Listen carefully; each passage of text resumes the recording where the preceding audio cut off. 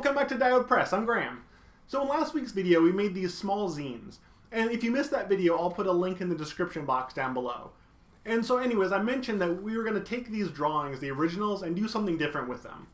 And so in today's video, I'm going to take the original drawings and I'm going to mount them onto small wood panels. And so at the end of the video, we'll have, 6 individual drawings all mounted and sealed up on these. And so I'm going to take you through how to do that.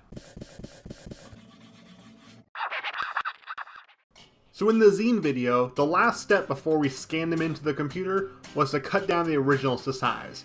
And that was in anticipation of mounting them to the panels. And here we have all 6 cut down to size. The panels I'm using are 3 inches square, so I'm just using a ruler and just marking off a 3-inch box on the inside of the paper, on the back side of it.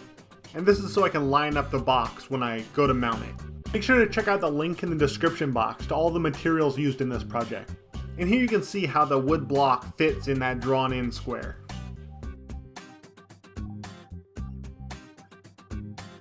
To mount the artwork to the wood panel, I'm using liquitex matte medium. And before you do anything with your original artwork or anything, you always want to do a test piece, just on a scrap piece of wood with just the same type of paper you're going to use. Just in case it soaks through the paper or somehow ruins it or isn't compatible, just so you don't ruin your original artwork. I brush on a thin layer onto the wood panel, and then now I'm going to brush on a thin layer on the back of the paper. And it all dries fairly quick. You have enough working time to get a nice, smooth layer on there. And now you just want to carefully line up your block on the inside of those lines you drew. I also put down a clean piece of paper after I put the glue on, just so I don't get any glue on the front of my artwork. And you don't have a whole lot of wiggle room once you put it down. It starts to stick to the paper pretty quick. So you want to get it lined up as best you can and then push it down onto your paper. Now I flipped it over and I put just a piece of printer paper on top. And I'm just burnishing in through the paper, kind of starting in the middle and pushing out to the edges, trying to get out any air bubbles, so it's a really nice smooth finish. And you want to use something to protect your artwork when you're doing this, so you're not, smearing the ink or whatever the medium is.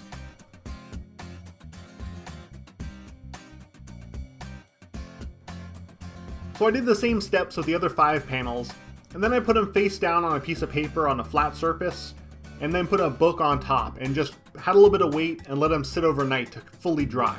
Now to cut them down to size, you just want to use a very, very sharp X-Acto blade. I used a brand new blade in this case, and just be really careful and just cut away with the edge of the blade resting on the side of the wood panel.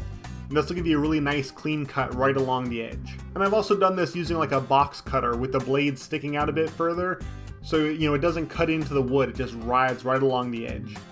And then here there was a tiny little bit sticking above the surface, so I just trimmed that off so it's flush with the wood block. And here we have all 6 paintings mounted onto the panels, and ready for the next step. To protect the artwork, I'm using this Krylon UV archival varnish, and it'll make a nice clear coat across the top and keep it from fading and yellowing and really just protect it forever. But I sprayed it off camera outside since the varnish has a pretty strong smell to it.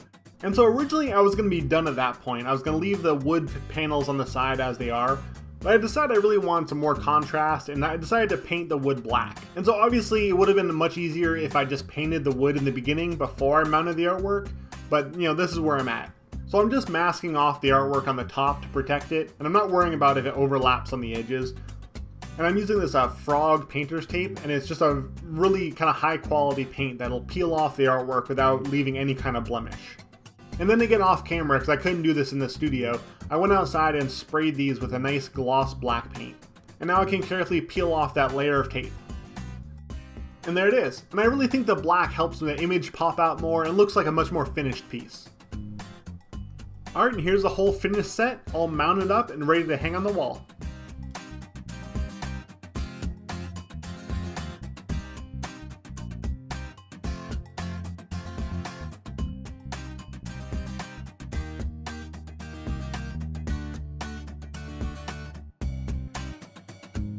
Alright, so thank you so much for watching. If you have any questions about any of the steps I went through, make sure to leave a comment down below and subscribe to the channel if you haven't. And I've also recently gone through and updated a bunch of the listings in my shop, including these 6 drawings. So if you're curious about any of the work, if you want to pick up something, I'll have a link in the description box. So thanks again, and I'll see you in the next video.